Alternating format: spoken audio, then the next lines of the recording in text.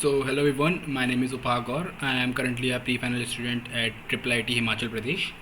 I am an Android developer and talking about my program solving skills.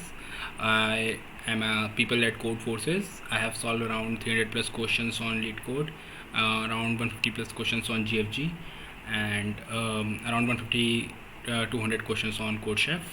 And that's all about my journey so far. And even I do Android development. I have been experience of 1.5 years in Android development and working with the different interns, and I do even open source. So that's about me. So for talking about the assignment, um, we are given a question maximum subarray. So here in the maximum subarray, this is a Leetcode medium size question, and for medium,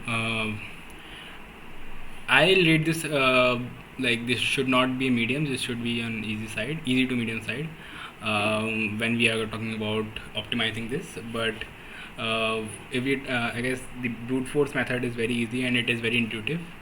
So I have already have copied down the question. So in this question, like we are given the first example, I'll read out the question first. In the given an integer array, and we have to find the subarray. So firstly, what is this subarray is? Subarray is a continuous elements of a particular array. So for example, we are given an array.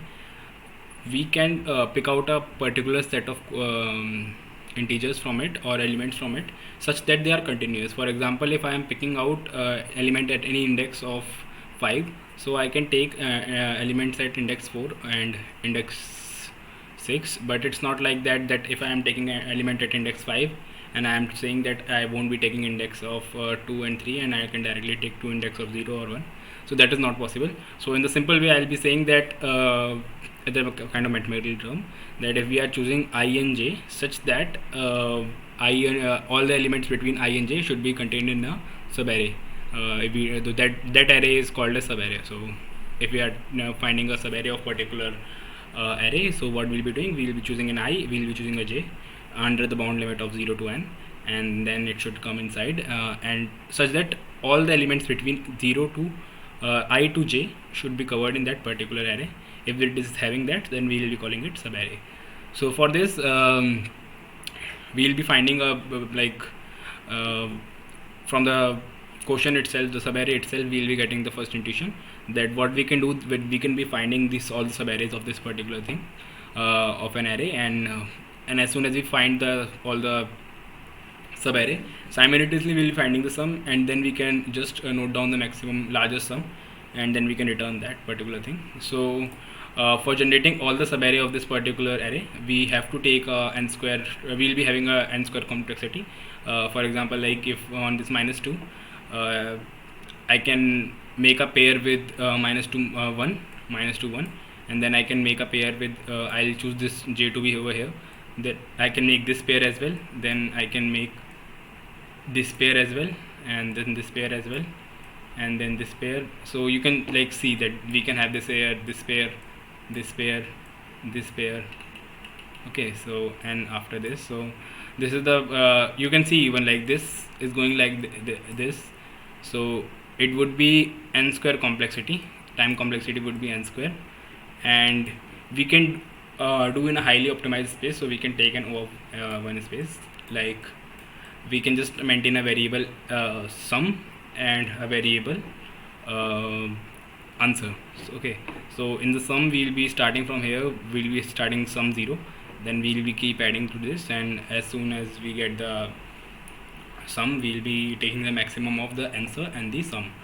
So here we will be calculating, and obviously this is not a good approach because it would be taking n square time, which is not optimal, because if we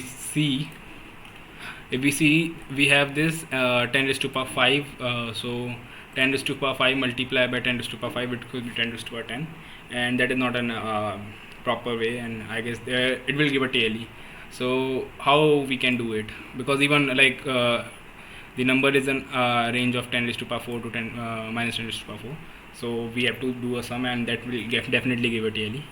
So what we'll be doing here, So if you look at the pattern, you will find that we could be greedy over here. Greedy in the sense, I'll erase this particular thing first. Okay, so like if I am coming to -2, then I have an option like should I choose -1 or not. I'll be saying that if I am choosing not -1, it's 1. If I am choosing 1, then my maximum sum should be 1. Okay, so I'll be saying okay, that's good. And now what I'll say that if I am getting -3, so what would be happening? Like if I am adding -1 to -3, then what we are getting? So we are getting the sum as -2. Now for example, this particular thing would be giving a maximum. Okay, so if we are adding a negative value to a maximum, then it would be decreased. Am I right? So if we already have this particular thing maximum, we are hypothetically thinking this particular thing that we are getting this maximum. But if we are already getting this particular thing maximum, then why the need of adding this -2 over here? This is the logic we are implementing, that if this is already a maximum, then we don't need to add any lesser value to it. Now you will be asking that why did we add 1 over here? Because for 1 we know that at least we are giving something. Like here we don't have the limit to the size, we have limit to the value, how much value they are providing. So by adding 1, we can say that we are actually getting something. Maybe it is coming with 3 index and is giving 1, but at least it is giving some positive value. So if we have this 1 added to the maximum, then the sum could be increased. But if it's already negative, then it would be already snatching from the maximum and it would be decreasing that. So what will we do, that instead of going ahead with -2, we will be making the sum 0. This 0 signifies that when we are going next, we are not taking -3. And when we are not taking -3, then we are not taking 1 -2, because we have to be continuous with things. We can't just say that we can take 1. So here we are not using all these 3. Okay, now we have the sum is equals to 0, and then we go to 4. Here in the 4 we got sum as 4 only, and then we go to -2. Here we get the sum -3 only, and then we go here we go we get the 5. Then we come here, we got the 6, and now we are having -3. So we'll go ahead with 1, because now you will say that the value is decreased. When should we go ahead with 0? Here we will be discussing that we will be going with 0 or 1. Now you will see that 1 is actually a positive number. So even the 4 is not maximum over here, but hypothetically if the 4 is over 9 here, then if we go with 1, it will increase this particular 9. It will give some value to it, and it will make it 10. But if we are going here with a negative value, then it will decrease that 9. So that's the simple logic. So here we got this as 5 only, that was 4. So the maximum sum is 6. So if I'll check it, yeah, we are getting this 6. So that's the simple logic we are using. So I have already coded this. We have taking the answer to be -109. This is the maximum value. You can even take int min, and we have sum is equals to 0.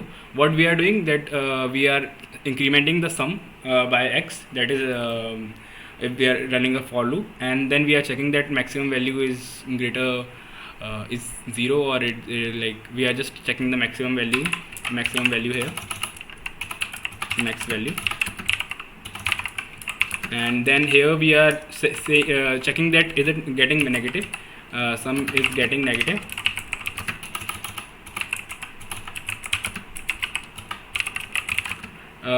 Why we are checking negative? If we are negative, then we will be making it 0.